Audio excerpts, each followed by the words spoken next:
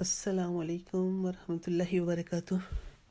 نحمده ونصلي ونسلم على رسوله الکریم اما بعد۔ نبی پاک صلی اللہ علیہ وسلم کی ایک حدیث پاک کے مطابق کہ جب بندہ مومن کو قبر میں رکھا جاتا ہے تو دو انتہائی ڈرونی شکلوں والے، گرجدار آواز والے، خوفناک آنکھوں والے، جن کی آنکھوں سے ایسے جیسے بجلی کے شرارے نکل رہے ہوں، اپنے دانتوں کے ساتھ قبر کی دیواروں کو چیرتے ہوئے بندے کی قبر میں آتے ہیں اور آ کر اس کو سوال پوچھتے ہیں۔ قبر کے وہ 3 مشہور سوال ہیں کہ تیرا رب کون ہے، تیرا دین کیا ہے، اور تو اس ہستی کے بارے میں جو تم میں مبعوث کیے گئے تھے کیا کہتے ہیں۔ اب فرمایا گیا کہ جو جس خیال کے ساتھ دنیا سے جائے گا، جس عقیدے کے ساتھ دنیا سے جائے گا، جو وہ دنیا میں رکھتا تھا، اسی عقیدے اسی خیال کے ساتھ قبر میں اترے گا، اور جب قبر میں اس کے وہ سوال پوچھا جائیں گے تو وہ اسی عقیدے اور اسی خیال کے مطابق جواب دے گا۔ یہ جو کلمات صبح اور شام کو 3 دفعہ پڑھنے کی عادت اپنے آپ کو ڈال دیتا ہے۔ رضیت باللہ ربا وبالاسلام دینا وبمحمد نبیا، تو اس میں ان تینوں سوالوں کے جواب ہیں جو کہ قبر میں نکیرین آ کر بندے سے پوچھیں گے۔ انسان کی زندگی میں جو کہ ہم دن اور رات کی 24 گھنٹوں کی گھڑیاں گزار رہے ہیں، اب اس میں اگر ہم نے اپنی قبر کے لیے تیاری نہیں کی، اپنی آخرت کے لیے کچھ نہیں سوچا، فقط صبح ہوئی، صبح ناشتے کے فکر سے لے کر رات کے کھانے کا فکر، دن کے کپڑے پہننے کا فکر، دن کے باقی دنیا کے کام کاج کا فکر، لیکن اس میں آخرت کی کوئی تیاری نہ ہو، آخرت کے لیے کوئی سامان نہ ہو، وہ زندگی جس نے جا کر ختم نہیں ہونا۔ اور قبر کے لیے فرمایا گیا، نبی پاک صلی اللہ علیہ وسلم کی حدیث پاک کا مفہوم ہے کہ قبر آخرت کی منزلوں میں سے پہلی منزل ہے۔ اگر یہ منزل مشکل ہو گئی تو باقی کی منزلیں انتہائی مشکل ہیں، اور اگر یہ آسان ہو گئی تو باقی کی منزلیں انتہائی آسان ہیں۔ حضرت عثمان غنی رضی اللہ تعالیٰ عنہ، نبی پاک صلی اللہ علیہ وسلم کے دوہرے داماد، وہ ذوالنورین، جن کو زندگی میں جنت کی بشارت میں نبی پاک صلی اللہ علیہ وسلم کی زبان اقدس سے 2 مرتبہ عطا ہوئی۔ اب اتنے بڑے درجے کے جلیل القدر صحابی، نبی پاک صلی اللہ علیہ وسلم کے دوہرے داماد 10 مبشرہ میں سے، اور جس وقت آپ کسی قبر پر کھڑے ہوتے تو آپ اتنا روتے کہ آپ کی ریش مبارک آنسوں سے تر ہو جاتی۔ لوگ پوچھتے کہ آپ جنت اور دوزخ کے بیان پر اتنا نہیں روتے جتنا کہ آپ قبر کے اوپر کھڑا ہو کر روتے ہیں، تو آپ فرماتے کہ میں نے اللہ کے سچے رسول صلی اللہ علیہ وسلم کو یہ فرماتے ہوئے سنا ہے کہ قبر آخرت کی منزلوں میں سے پہلی منزل ہے۔ تو مجھے یہ خیال جو ہے وہ رلا دیتا ہے۔ آپ دیکھیں کہ ان کے پاس، جن کے پاس نیکیاں پہاڑوں کی جیسی تھیں، جن کو اللہ کے رسول صلی اللہ علیہ وسلم نے اپنی زبان اقدس سے دنیا ہی میں جنتی ہونے کی خوشخبری سنا دی، ان کے ڈر کا یہ عالم تھا کہ وہ قبر کے عذاب سے کتنا ڈرتے تھے۔ اور ہم جیسے لوگ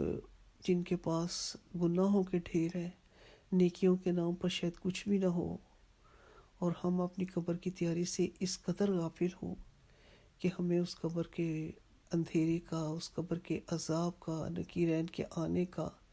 کسی چیز کا ہی خوف نہ ہو۔ دنیا کی زندگی میں اگر ہم اکیلے ہیں، بالفرض ہم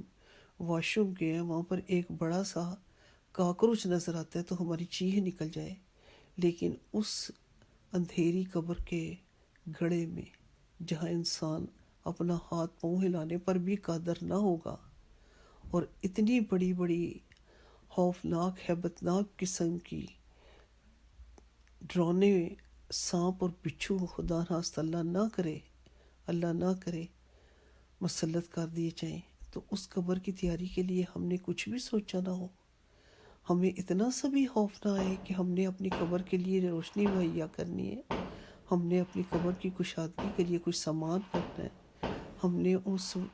وقت کے لیے کہ جب فرشتے آ کر ہمیں سوال پوچھیں گے تو ہم نے اس کا جواب دینے کی تیاری آج دنیا میں کرنے کی عادت ڈالنی ہے۔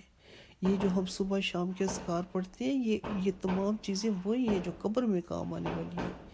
یہ نماز ہماری قبر میں نور بن کر آئے گی، یہ اللہ کا قرآن پڑھا ہوا ہماری قبر میں نور بن کر آئے گا، یہ اچھے اخلاق ہماری قبر میں نور بن کر آئیں گے۔ لیکن کیا ہم ان باتوں کے لیے وقت نکال رہے ہیں؟ اگر نکال رہے ہیں تو اللہ ہمیں اس پر استقامت عطا فرمائے، اور اگر نہیں نکال رہے تو اللہ ہمیں آخرت کا خوف عطا فرمائے، اور آخرت میں جانے سے پہلے ہمیں اس وقت کی تیاری اچھے اعمال کے ساتھ کرنا آسان فرما دیں۔ تو اس کو آپ ضرور اپنی صبح فجر کی نماز کے بعد کسی وقت میں بھی، جس وقت بھی آپ کو، اگر شروع میں عادت نہیں بھی ہے، جس وقت بھی آپ کو یاد آئے تو آپ ان کلمات کو 3 دفعہ دہرانے کی عادت ڈالیں، صبح میں اور شام کے وقت بھی۔ شام میں بھول جائے آپ، رات کے وقت بھی سوا آپ کی آنکھ کھلے، آپ کو رات کو سوتے بھی یاد نہیں رہا، آپ کسی وقت بھی اس کو پڑھ سکتے ہیں، اور ان کو پڑھنے کی عادت ڈالیں تاکہ یہ کلمات جو ہیں یہ انشاءاللہ تعالی ہمارے ان قبر کے سوالوں کا جواب ہوں گے، کیونکہ وہ پوچھیں گے کہ تیرا رب کون ہے۔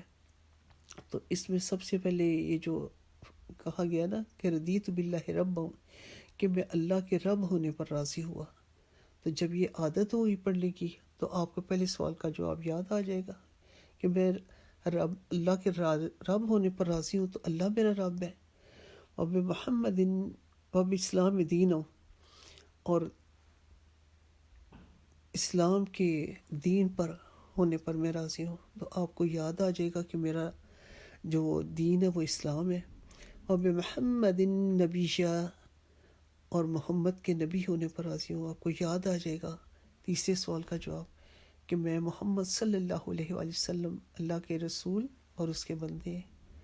تو یہ ان 3 کلمات کے عادی ہونے کی وجہ سے کہ آپ کی زبان ان کو پڑھنے کی عادی ہو، تو انشاءاللہ قبر کے سوالوں کے جواب آپ کے لیے اور میرے لیے دینے آسان ہو جائیں گے۔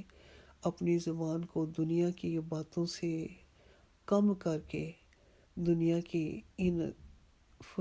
بعض ایسی باتیں ہوتی ہیں جن کو کرنا ہمیں انتہائی بے معنی ہوتا ہے، غیر ضروری ہوتا ہے، لیکن ہم ان باتوں کو کرنے کے عادی ہو چکے ہوتے ہیں۔ ایسی ہی تمام باتوں کی حرافات کو ختم کر کے اپنی زبان کو اللہ کے کلام پہ جاری کریں، اپنی زبان کو اللہ کے ذکر پہ جاری کریں، تاکہ قبر میں یہ چیزیں ہمارے کام آئیں اور آخرت میں ہمارے لیے وزن کے بھاری ہونے کے، تولوں کے بھاری ہونے کا سبب بنے۔ اللہ سے دعا ہے کہ اللہ کریم ہماری ٹوٹی پھوٹی کوششوں کو قبول فرمائے اور ہمیں روز قیامت کے پچھتاوے سے، حسرت سے، ندامت سے بچا کر اللہ اس دن کی کامیابی میرے آپ کے اور نبی پاک صلی اللہ علیہ وسلم کی ساری امت کا مقدر فرمائے۔ خود بھی پڑھیں، دوسروں کو بھی اس کی تلقین کریں، تاکہ جب دوسرے پڑھیں تو ان کے ثواب میں اللہ کریم آپ کا بھی حصہ رکھے۔ اللہ کریم ہمارے اس عمل سے راضی ہو جائے، آمین ثم آمین۔ اللہم صلی علی محمد وعلی آل محمد وبارک وسلم۔ سبحانک اللہم وبحمدک، اشہد ان لا الہ الا انت، استغفرک واتوب الیک۔